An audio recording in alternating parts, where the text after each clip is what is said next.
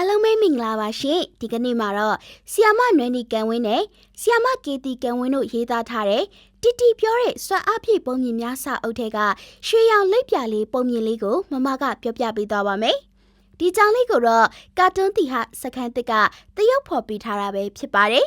ရွှေရောင်လိပ်ပြလေးစိမ့်ဆုံနေတဲ့တောအုပ်ကြီးတစ်ခုမှာပေါ့လိပ်ပြမေမေဟာတရွက်လေးတရွက်ပေါ်ဦးလေးဥချခဲ့တယ်အဲ့ဒီဦးလေးကနေခူကောင်လေးတစ်ကောင်ပေါက်လာတာပေါ့ကွယ်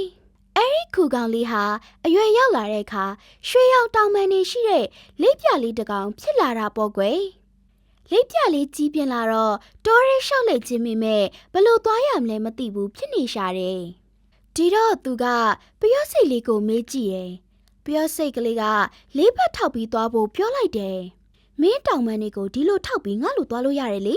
ပျော့စိတ်ကလေးပြောတဲ့အတိုင်းလေးဖက်ထောက်သွားတော့လိပ်ပြလေးရဲ့တောင်ပန်လေးတွေနာကုန်တာပေါ့မွေနဲ့ထပ်တွေ့တော့မွေကသူ့လိုတွန့်လိုက်ပြီးတွားသွားဖို့ပြောလိုက်တယ်ငါ့လိုကိုလုံးနဲ့တွားကြည့်လေဒါနဲ့မွေသွားသလိုသွားကြည့်တော့လိပ်ပြလေးရဲ့တောင်ပန်တွေပုံမီနာသွားပြန်နေဦးဦးစီးကွက်ကတော့လိပ်ပြလေးကိုမကြောက်ဖို့အားပေးတယ်ဟိုးမှရှိတဲ့ပန်းမင်လေးတွေမှာပြန်နေတဲ့လိပ်ပြလေးတွေကမင်းလိုပဲတောင်ပန်တွေရှိတယ်တွေ့လား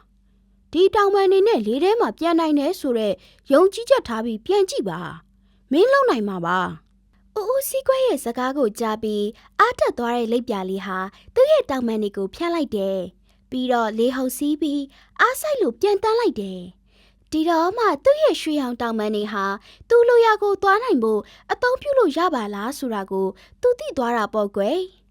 အဲ့ဒီနေ့ကစပြီးရွှေရောင်လိပ်ပြလေးဟာတောထဲမှာပျော်ရွှင်စွာပြန်တန်းသွားရင်ပန်းဝတ်ရည်လေးတွေကိုစုပ်ယူတောက်သုံးပြီးနေတော့တဲ့ကွယ်